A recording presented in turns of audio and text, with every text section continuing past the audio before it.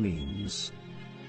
This appears to be a message to expose the banking cartel in America, and to let the people know that they have the power to liquidate them, and get back to Kansas, the real land and republic.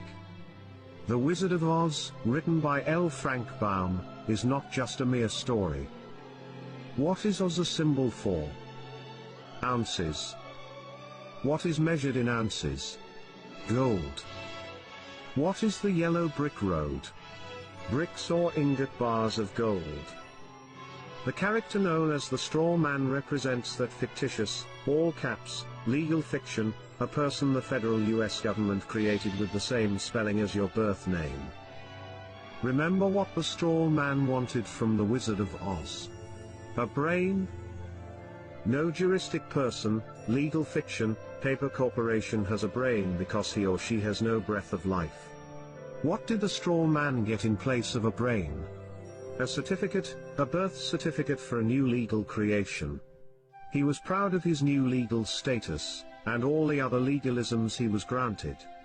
Now he becomes the epitome of the brainless sack of straw who was given a certificate in place of a grain of common sense.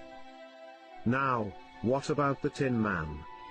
Does taxpayer identification number, TIN, bring anything to mind?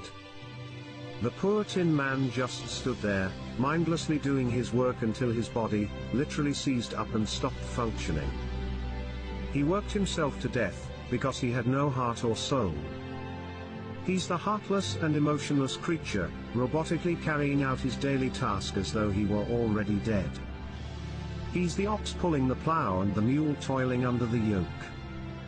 These days, his taskmasters just oil him nightly with beer, and place him in front of a hypnotic television, until his very existence no longer has any meaning or value.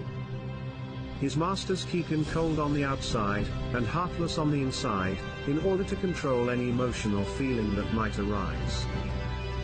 The Cowardly Lion was always too frightened to stand up for himself. Of course, he was a bully and a big mouth when it came to picking on those smaller than him. Have you ever noticed how bullies are really the biggest cowards? They act as though they have great courage but, in reality, have none at all. They roar, but with no teeth of authority to back them up.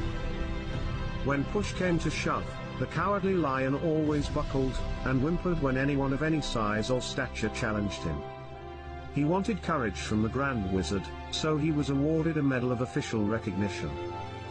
Now, although remaining a coward, his official status allowed him to be a bully, but with officially recognized authority, and not at all unlike the attorneys, who hide behind the courts.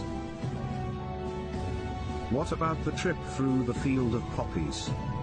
Did you notice how this had no narcotic effect on the Straw Man who had no brain, or the Tin Man with no heart or soul? They weren't real people, so drugs could not influence them. The Wizard of Oz was written at the turn of the century, so how could the author have known America was going to be drugged?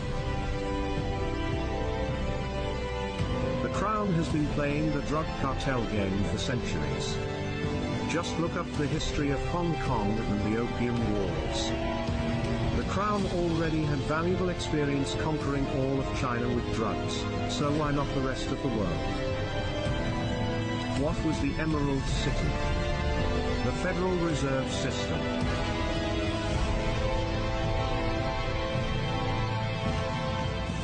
Who finally exposed Wizard for what he really was.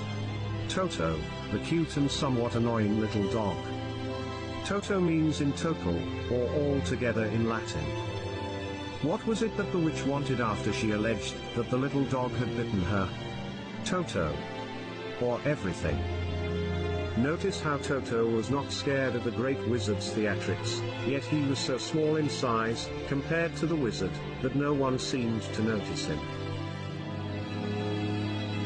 The smoke, flames and holographic images of Oz were designed to frighten people into doing as the great wizard commanded. But Toto simply padded over, started barking until others paid attention to him and came to see what the barking was about. Who was behind the curtain? Just an ordinary person controlling the levers that created the illusion of the great wizard's power and authority. When Toto pulled back the curtain and completely exposed him, the charade was at an end. The veil hiding the corporate legal fiction and its false courts was removed. The wizard's game was up, and what was he after all? A conman, a fraud. We can see, in this tale, just how loud the bark from a little dog can be. Most of us remain silent and wait to be given whatever food and recognition, if any, by our legal masters.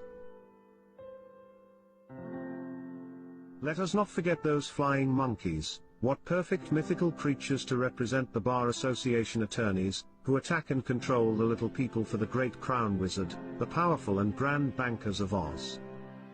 How, finally, was the evil witch destroyed? Pure, clean water? Liquidation.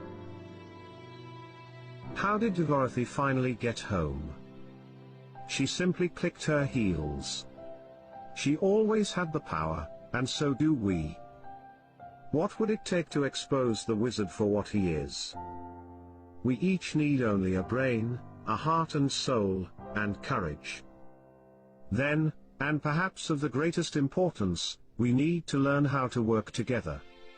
Only by working together, can we have the freedom that was given to us all, under the law of God.